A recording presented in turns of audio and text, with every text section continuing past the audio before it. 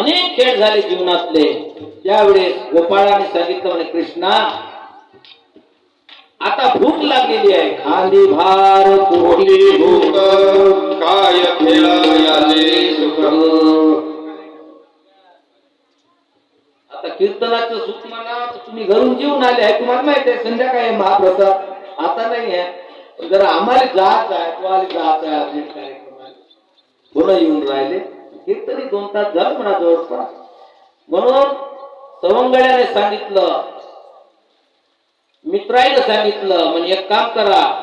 मित्राला सांगितलं म्हणे चला वडू गाई बैसू जेऊ येते ठाण. जोपर्यंत गाई वळवत नाही तोपर्यंत आपल्याला जेवता येत नाही. जेवणाचे अधिकारी आपण नाही. बरं गाई काऊन अडवा लागते. सगळ्याच गाई सारखे आहे का. काही चोट्टेही राहायची त्याच्यातल्या एका ठिकाणी आणल्याची अजमत नाही. गाई कोणत्या अडवाच्या आहे. पंच ज्ञानेंद्रिय आणि पंच कर्मेंद्रिय अंत करून चतुष्ट याला या मार्गाने वळवायचा आहे. चला वळवू गाई गुणानेंद्रिय दंडान शरीर बैसू जेवू एके बैसू जेवू एके ठाई. त्या काळातलं उदाहरण सांगतो. आता या काळात बदल पडला. प्रमाण बरोबर आहे का. बैसू जेवू एके ठाई. आता जेवणारे फिरून राहिले का वाढणारे फिरून राहिले उत्तर सांगा बरं. बैसू जेवू एके ठाई. जेवणारे फिरते की वाढणारे फिरून राहिले. काय उत्तर आहे. जेवणारे जेवणारे. हा जेवणारे कुठं फिरून राहिले.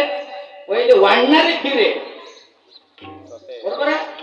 लोक पंक्तीत बसायचे काही वाढणारे राहायचे ते फिरायचे. आता वाढणारे उभे आहे. काय लागते सांग जरा बरोबर घे हिशोबाने घे.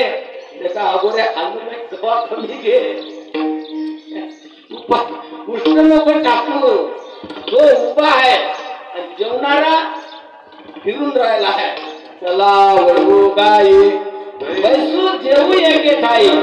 एका ठाई जर जेवण करायचं असेल तर जोपर्यंत इंद्रिय रूपी गाई या आपण या परमार्थाकडे ओढत नाही तोपर्यंत तुमची आमची तृप्तीची ढेकर आम्हाला प्राप्त होत नाही. म्हणून सांगितलं चला वळवू गाई. आता त्याच्यामधली मनेरी गाय लय खराब होती. हे सांगितलं सगळ्या गायी ओळखतो पण एक गाय ओळख नाही ती म्हणजे मनेरी गाय. मनाला कधी ओळखू शकत नाही. म्हणून देवाला म्हणायला लागलं की देवा कृष्णा मनमना भाव माझं भक्तो माझ्या ठिकाणी मन ठेव. मनाने भटकू नको देऊ. ज्या दिवशी तू मनाला भटकू देशील त्या दिवशी तुझी फजिता झाल्याशिवाय राहणार नाही. असा सुंदर त्या ठिकाणी भगवान परमात्म्याचा संवाद आहे.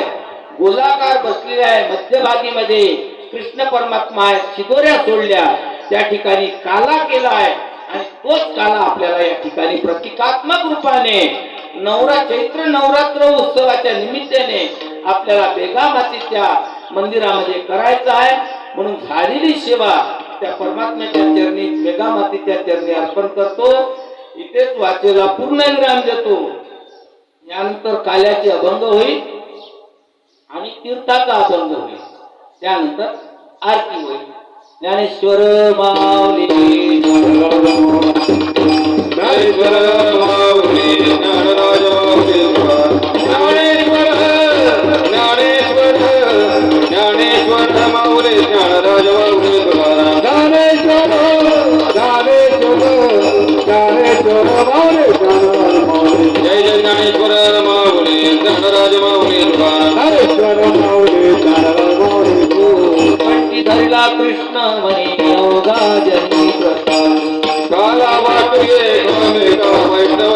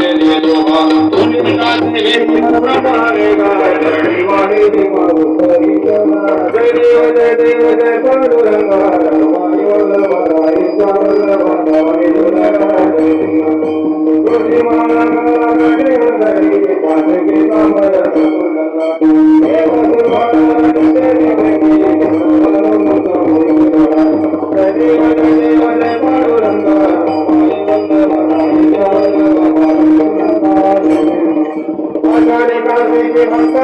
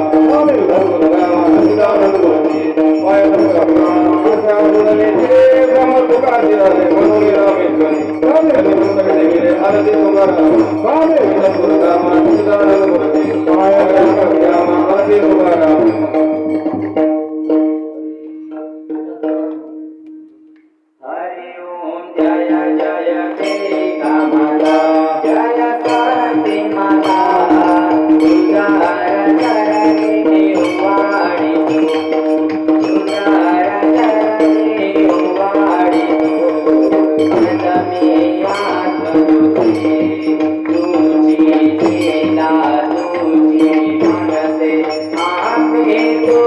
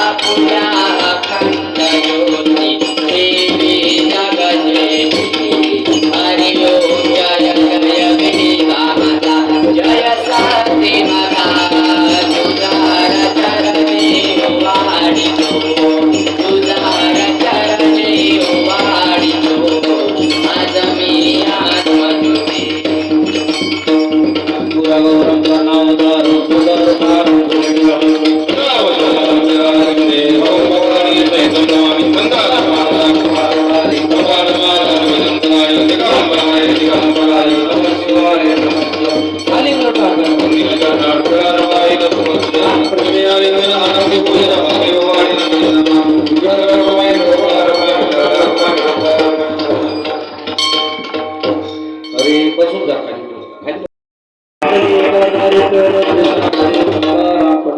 भगवान की जय, माता की जय.